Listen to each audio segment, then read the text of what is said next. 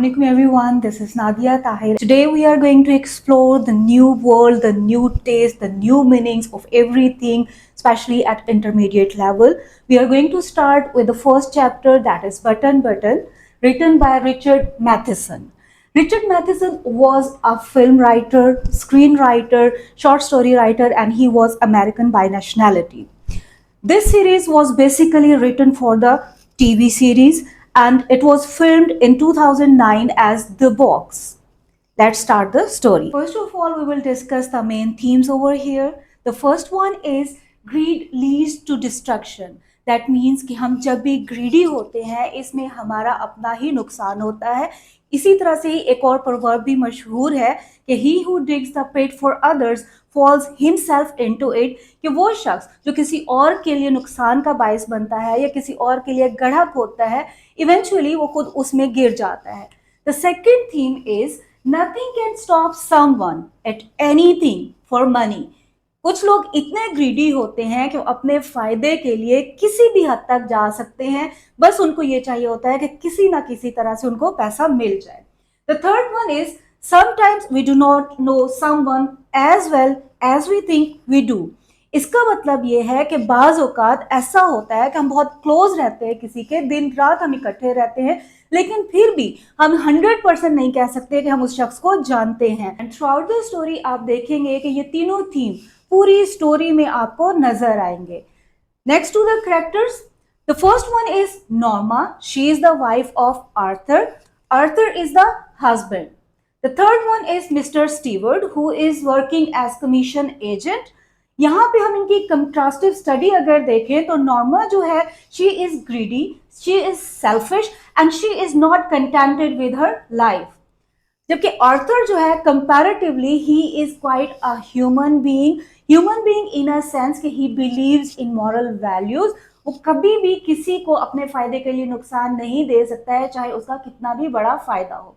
Then mister steward को हम एक मिरर के तौर पे देख सकते हैं. उससे पहले they were living peacefully, quite happily. एक ऐसा कपल था जो अपनी जिंदगी बहुत अच्छे से गुजारता है, लेकिन मिस्टर स्टीवर्ड एक ऑफर लेकर उनके पास आते हैं जिसके बाद उनको पता चलता है कि असल में इनका आपस का रिलेशन क्या है, क्या वो वाकई एक दूसरे को अच्छे से जानते हैं या नहीं जानते हैं, और किसका कौन सा जो एक पहलू है वो एक दूसरे से छुपा हुआ है.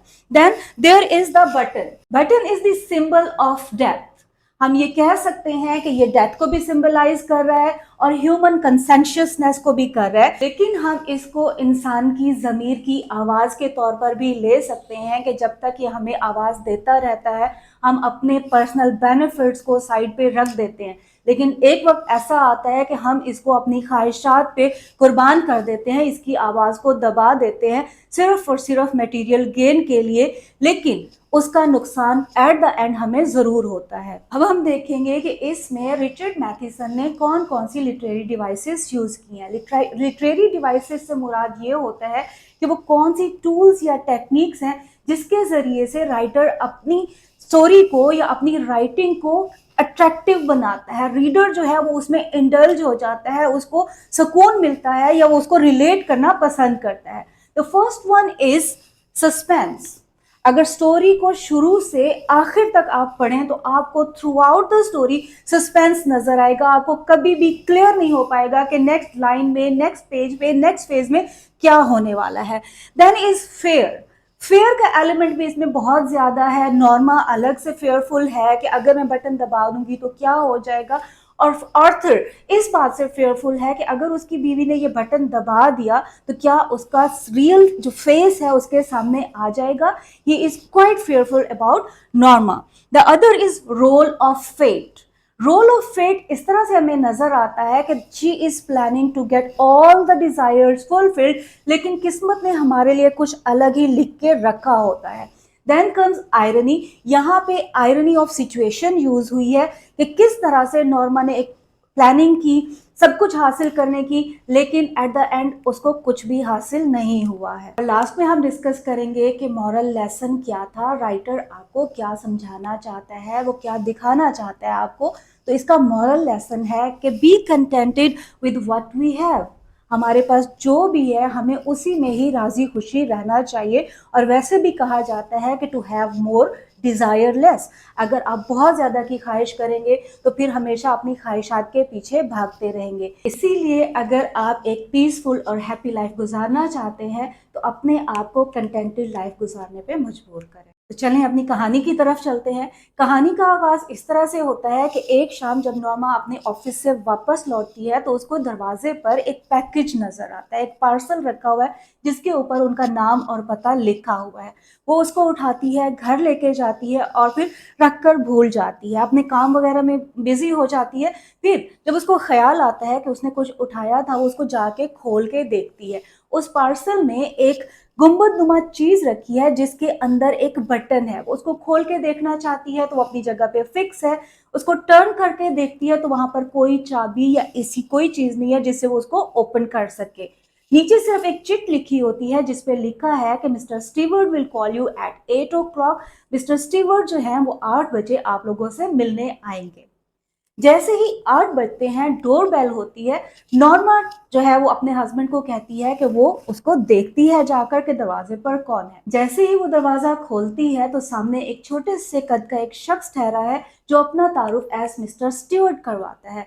नॉर्मा उसको कहती है कि she is busy, she doesn't have time, तो सॉरी आप जो है वो इससे मजीद बात नहीं कर सकती है। इस पे मिस्टर स्टीवर्ट का जो लहजा है वो थोड़ा सा ऑफेंसिव हो जाता है, थोड़ा सा वसीला हो जाता है। वो उसको कहता है कि क्या आप जानना भी नहीं चाहेंगी कि इससे आपको कोई फायदा हो सकता है।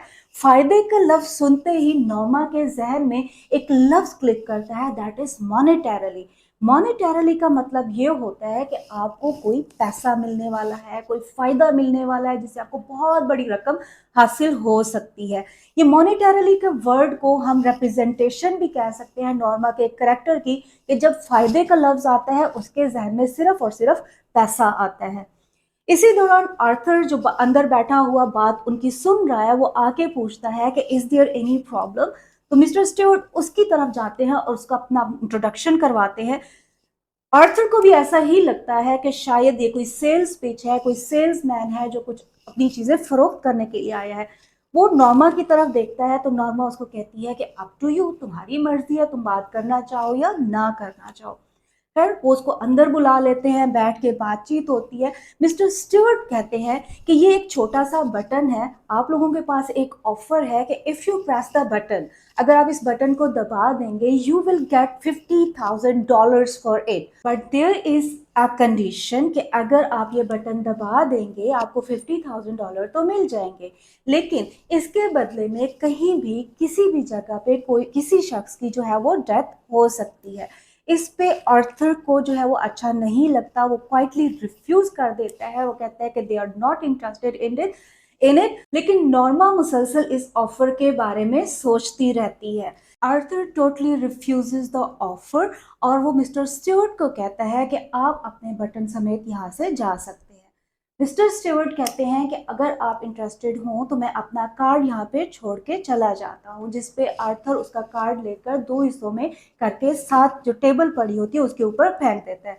उसके जाने के बाद नॉर्मा अपने हस्बैंड से सवाल करती है कि क्या तुम इसके बारे में सोचते भी नहीं हो, doesn't it intrigue you. Intrigue का मतलब होता है कि कोई चीज़ आपके अंदर तजस्सुस पैदा करती है, आपके अंदर सवाल पैदा होता है कि कोई अजनबी आकर आपको इतनी बड़ी रकम ऑफर कर रहा है, इज दैट जेन्युइन, क्या वाकई ऐसा हो सकता है या नहीं हो सकता। तो आर्थर उसको कहता है कि हम इसके बारे में सोचेंगे भी नहीं, because that is quite immoral, इंतहाई गैर इखलाकी सी चीज़ है। इसी तरह बहस होती रहती है। सुबह को जब नॉर्मा अपने ऑफिस जाने लगती है वो उन दोनों कार्ड हाउस को उठाकर जल्दी से बैग में रख लेती है। सारा दिन अपने काम में बिजी रहने के बाद लंच ब्रेक में अचानक उसको उस कार्ड का ख्याल आता है और वो उसको उठाकर स्कॉच टेप से जोड़ती है। उसके ऊपर कुछ भी नहीं है सिवाय मिस्टर स्टीवर्ट के नेम के और उसके टेलीफोन नंबर के। वो उसको दोबारा अपने बैग में रख देती है, लेकिन 5 बजने से 5 मिनट पहले अचानक ही उसको फिर से ख्याल आता है। वो नंबर डायल करती है और अपना तारुफ करवाती है। तो मिस्टर स्टीवर्ट बहुत खुशी से उसको कहते हैं कि जी मिसेस लिविस। तो वो उसको कहती है कि तुम्हारे किसी भी कहे लफ्ज पे हमें यकीन तो नहीं है, लेकिन क्या ये ऑफर जो आपने बताई है ये जेन्युइन है। तो कहता है बिल्कुल जेन्युइन है, मैं बिल्कुल श्योरिटी दे सकता हूँ आपको इस चीज़ की कि ऐसा ही होगा। फिर वो उससे पूछती है कि तुमने जो कहा कि someone in the world would die, someone unknown, कि दुनिया में कोई अजनबी शख्स मरेगा, कोई ऐसा शख्स मरेगा जिसको हम नहीं जानते होंगे, तो ये क्या था? वो कहता है बिल्कुल सही बात है कि मरने वाले को ना तो आप देखेंगे, ना ही आप उसको जानते होंगे। फिर वो उसको कहता है कि क्या आप ये बटन दोबारा लेना चाहेंगी? तो वो गुस्से से फ़ोन वापस रख देती है और कहती है कि हरगिज़ नहीं, मैं इसमें इंटरेस्टेड नहीं हूँ।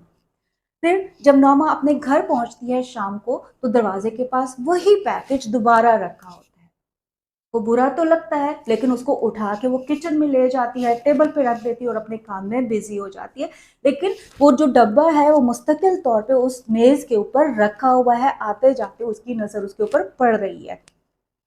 काम खत्म करने के बाद वो फिर से अपने हस्बैंड से बहस शुरू कर देती है। वो कहती है कि हो सकता है ये कोई साइकोलॉजिकल रिसर्च हो, कोई एसेंट्रिक मिलेनियर ऐसा हो जो इस किस्म की जो है वो हमारे रिएक्शंस देखना चाहता हो। वो ये चाहता हो कि देखें, अगर एक आम इंसान को बैठे बिठाई कोई बड़ी रकम ऑफर हो जाती है तो उसका रिएक्शन क्या होता है, क्या वो उस चीज़ को एक्सेप्ट कर लेगा या फिर उसको कोई गिल्ट होगा, कोई एंजाइटी होगी, क्या उसको अपना काम बुरा लगेगा या नहीं लगेगा। ये तो हो सकता है सिर्फ एक चीज है, हम सिर्फ डिस्कशन कर रहे हैं। तो आर्थर उसको कहता है कि क्या अगर तुम्हें इस किस्म की ऑफर की जाए तो तुम ये प्रेस कर दोगी? उसको लगता है कि शायद नॉर्मा को वो सेल्फिश समझ रहा है, तो नॉर्मा उसको फौरन काट के कहती है कि नहीं, ऐसा कुछ भी नहीं है। अगर मैं ये सोच भी रही हूँ तो उन चीज़ों के बारे में सोचूं जिसके बारे में हम सिर्फ प्लानिंग करते रहते हैं। हम हमेशा सोचते रहते हैं कि हमारे पास एक अच्छा घर हो, अच्छी गाड़ी हो, हम कोई जजीरे पे कोई घर खरीद सकें, हम वहाँ जा सकें जहाँ कहाँ सोचते रहते हैं। आर्थर उसको कहता है कि हम जाएंगे, हम ऐसा करेंगे। नॉर्मा फिर इस पे कहती है कि व्हेन, कब करेंगे ऐसा कुछ? तो इस पे उसकी जो नेचर है वो आर्थर पे खुल के सामने आती है। वो कहते हैं कि फिर इसका मतलब ये है कि तुम इस ऑफर को एक्सेप्ट करने के बारे में सोच रही हो। वो कहती है कि नहीं, ऐसा कुछ भी नहीं है। फिर इसी तरह से बहस होती रही, सारा कुछ हो गया। फिर वो अपने अपने ऑफिस में चले गए। अगले दिन जब वो वापस आई है, उसने काम करते करते अचानक उस डब्बे को उठाया और फिर उस बटन को काफी देर तक घूरती रही, सोचती रही कि उसको क्या करना चाहिए। वो बटन उसको मुसलसल उकसा रहा था कि एक सिर्फ हल्का सा दबाने से उसको $50,000 मिल सकते हैं। और आखिरकार उसकी जो ग्रीडी नेचर थी या उसकी जो ख्वाहिशात थी वो उसको ओवरवेलम कर लेती हैं, उसके ऊपर गलबा पा लेती हैं और वो उसको बटन को दबा देती है। पहले पहल उसको थोड़ा सा फेयर महसूस हुआ, उसको खौफ आया कि शायद कुछ गलत हो गया है, लेकिन ये सिर्फ चंद लम्हों की बात थी। जल्द ही वो इस फेज से निकल आई और अपने काम में मसरूफ हो गई। कुछ देर के बाद एक फ़ोन कॉल आती है जिसमें उसको बताया जाता है कि वो लोग लिनॉक्स हिल हॉस्पिटल से बात कर रहे हैं और ये कि आर्थर को एक हजूम ने, एक बिखरे हुए हजूम ने धक्का देकर ट्रेन के आगे गिरा दिया, जिसकी वजह से उसकी मौका पर ही डेथ हो चुकी है। उसको यकीन नहीं आता कि किस्मत ने उसके साथ क्या खेल खेल दिया है, उसके साथ हो क्या गया है। वो तो सिर्फ पैसा चाहती थी, ये नुकसान तो किसी सूरत भी नहीं चाहती थी। She was dumb, she was cold with fear. उसको समझ नहीं आ रही थी कि अब उसको क्या करना चाहिए। जल्दी से वो जाती है, खुद को घसीटते हुए किचन के अंदर, जहाँ पे उसने वो डस्टबिन के अंदर वो बटन फेंका था, वो उसको उठाती है और उसको तोड़ने की कोशिश करती है कि किसी तरह से वो बटन दोबारा से ऊपर आ जाए।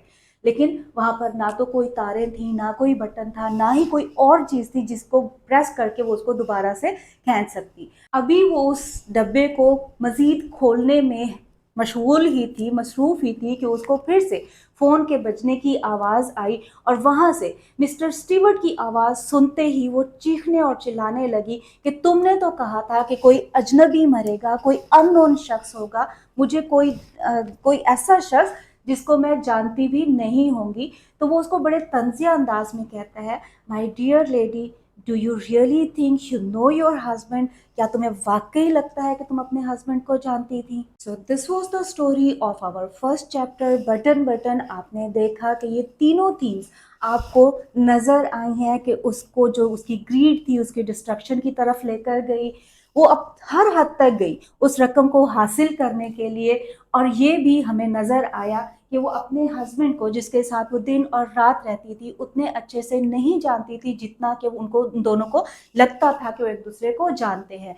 और मॉरल लेसन भी हमने यही देखा कि अगर हम अपनी चीज़ों के साथ, अपनी ज़िंदगी के साथ खुश रहना सीख लें तो शायद कोई भी चीज़ हमें ग्रीड की तरफ नहीं लेके जा सकती, कोई भी चीज़ हमें लालची नहीं बना सकती। तो गाइस, ये था हमारा आज का lecture, that was about the short story button button. Hopefully आप लोगों को अच्छा लगा होगा, अच्छे से आप लोगों ने इसको अंडरस्टैंड कर लिया होगा। अगर आपके कोई क्वेरीज हैं, कोई क्वेश्चंस हैं, कोई सजेशंस हैं तो प्लीज़ कमेंट बॉक्स में हमें ज़रूर बताइएगा। टिल देन, अल्लाह हाफिज़।